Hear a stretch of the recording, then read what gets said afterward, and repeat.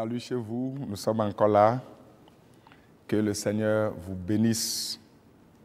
Soyez soutenus par sa puissante main. Vous allez me permettre de m'asseoir à côté de vous et vous poser cette question. Comment Dieu vous appelle-t-il? Comment Dieu t'appelle-t-il? Comment Dieu, ton Créateur, t'appelle-t-il? Je n'irai pas loin avant de soutenir ce que je dis. Je lis dans le livre de Luc, Luc chapitre 12, je lis le verset 16, bien sûr à partir du verset 16. Jésus leur dit cette parabole.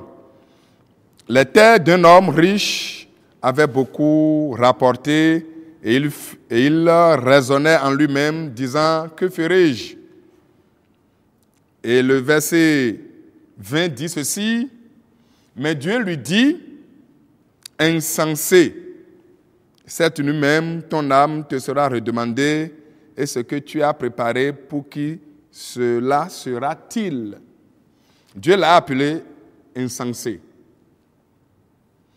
Quelqu'un qui a fini de voir sa terre produire beaucoup de récoltes et qui pense à comment faire pour élargir ses greniers, Dieu dit que c'est un insensé.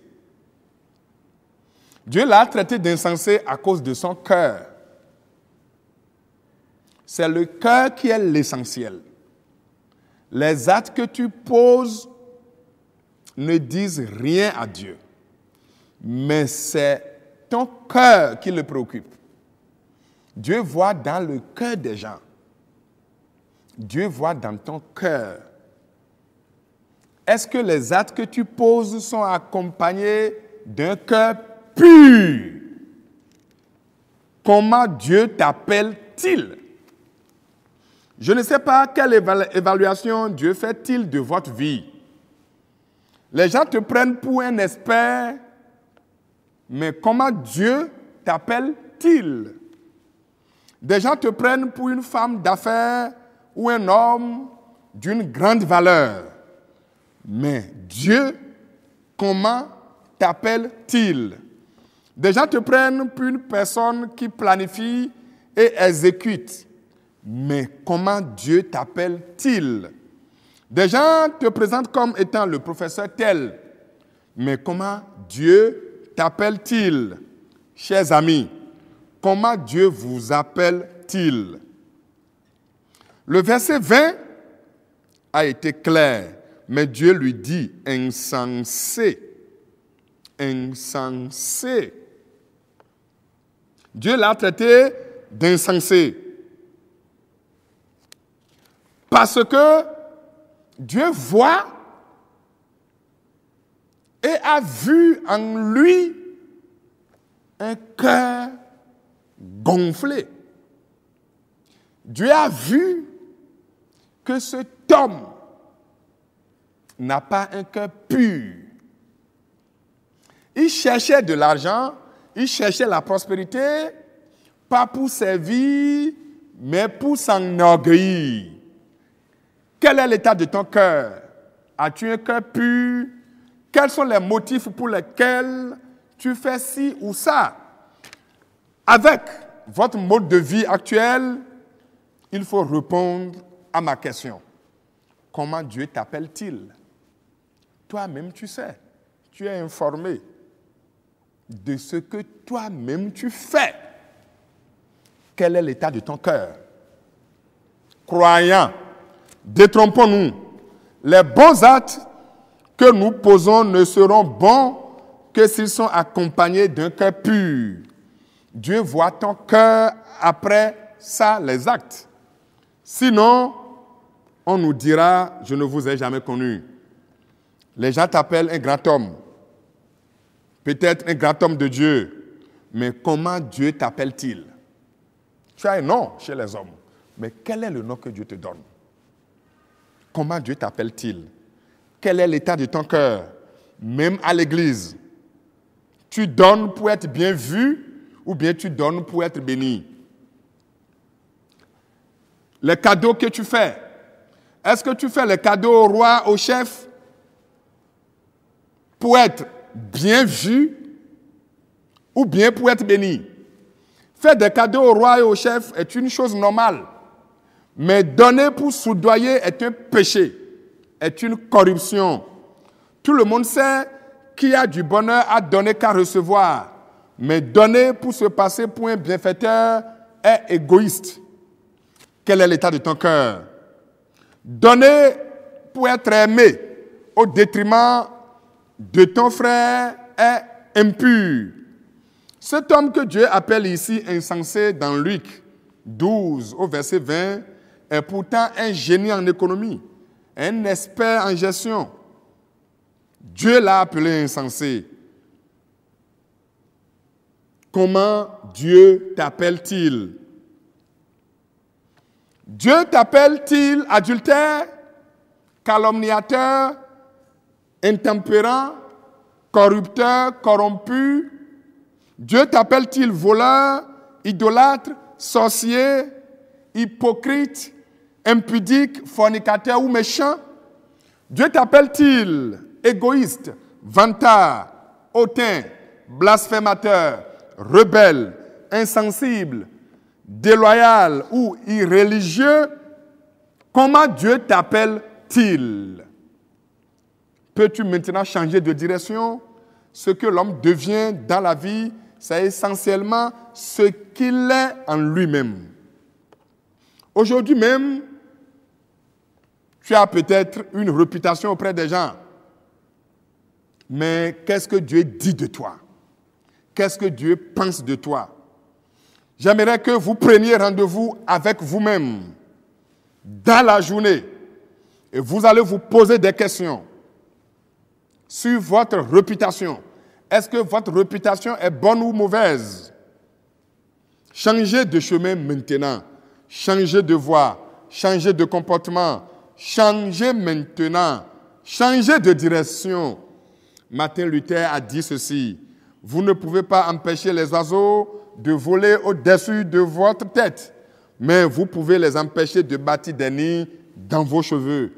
Et j'ajoute, vous ne pouvez pas empêcher les mauvaises pensées de venir, mais vous pouvez choisir de les rejeter. Comment Dieu t'appelle-t-il?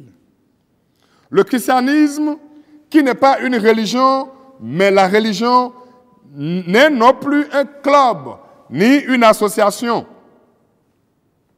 C'est un mode de vie. Le christianisme, c'est un mode de vie.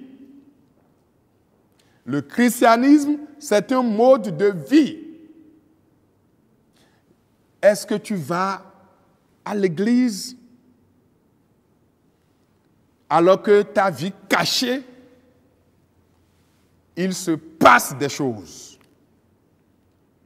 Non, comment Dieu t'appelle-t-il? Tout au moins, toi-même, tu es d'accord avec toi-même que tu as un nom. Toi-même, tu sais que Dieu sait que tu as un nom dans son agenda. L'hypocrisie n'est pas une bonne chose. Changez maintenant de comportement. Dieu s'intéresse à ce que tu es qu'à ce que tu fais. Le souvenir que vous laissez après votre mort dépendra de la manière dont vous auriez vécu au milieu de vos semblables. Les gens n'ont pas le temps de s'occuper de leurs armes. Ils s'occupent de tout sauf eux-mêmes. Où passerez-vous l'éternité? Où passerez-vous l'éternité? Vivez maintenant pour une bonne réputation. Votre premier avocat, c'est votre crédibilité. Votre premier avocat, c'est votre crédibilité. Tu as des visions, tu as des ambitions. C'est ta crédibilité qui va te les amener. Soyez crédible, soyez honnête. Et quand des gens parlent de vous, que ça soit suivi de vrais témoignages. Je veux que vous continuiez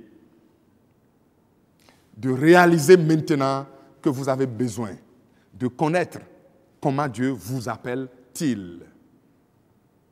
Ça va vous amener à vous dépouiller de tout ce qui ne glorifie pas le nom de Dieu. Si tu as quelque chose au dehors, sois la même chose dans la chambre. Comment Dieu t'appelle-t-il? Tu veux bien réussir. C'est bien. Mais tu ne peux pas réussir sans relever un défi. Et le défi se trouve dans le livre de Deutéronome. Je lis Deutéronome chapitre 28. C'est un verset très populaire que vous lisez souvent.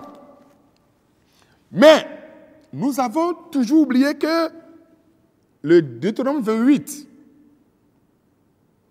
qui parle des bénédictions, a commencé par la phrase suivante.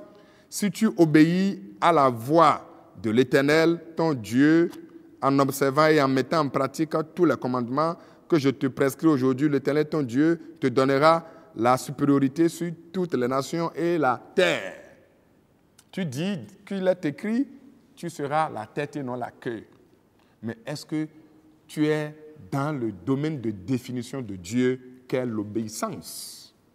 Vous devez obéir avant d'attendre la promesse et la bénédiction de Dieu.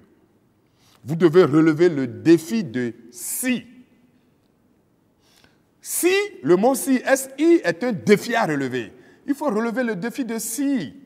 Moi, j'ai trouvé que celui qui est dans l'obéissance ne peut qu'être béni. Parce qu'il n'a pas de contentieux entre lui et Dieu. Même le psaume 23 que tu lis souvent, l'Éternel est mon berger, je ne manquerai de rien. Est-ce qu'il est vraiment ton berger? Est-ce que c'est lui qui te dirige? Mon frère, ma soeur, est-ce que c'est Dieu qui te dirige? Est-ce que c'est Dieu que tu suis? Est-ce que c'est lui qui est ton berger? S'il est ton berger, tu ne manqueras de rien. Ça revient alors à poser une autre question. Si tu manques alors de quelque chose, il faut te poser la question, est-ce que Dieu est mon berger? Parce que s'il est ton berger, tu ne manqueras de rien. S'il est ton berger, tu ne vas pas mendier. Ça, c'est clair. Soyons clairs. Soyons honnêtes avec nous-mêmes. Il ne peut pas être mon berger pour que je sois un mendiant. Est-ce que Dieu est ton berger? Est-ce qu'il est ton conducteur? Est-ce que tu es dans son domaine de définition qu'est l'obéissance? Cherchez l'obéissance. Et ce qui reste vous sera ajouté. Que faites-vous avec la parole de Dieu? Que faites-vous avec la Bible? Elle est claire, elle est nette, elle n'est pas complexe, elle n'est pas compliquée. Elle dit, si vous cherchez le royaume de Dieu, la terre vous sera donnée. Donc celui qui promet le ciel dit, je donne la terre comme bonus. Celui qui promet le ciel dit, je donne la terre comme avantage, comme bénéfice. Si tu n'as pas la terre, si tu n'as pas la prospérité, ça veut dire que le ciel, là, il faut commencer à te poser des questions. Il faut commencer à dire, mais est-ce que je suis sur le chemin du ciel? Est-ce que je lui obéis? Parce qu'il dit, celui qui m'obéit, voilà les choses qui vont l'accompagner. Posez des questions à vous-même. Comment Dieu vous appelle-t-il? Comment Dieu t'appelle-t-il? Est-ce que, si tu obéis, qui est la phrase qui a commencé les bénédictions, est-ce que tu as relevé le défi de si?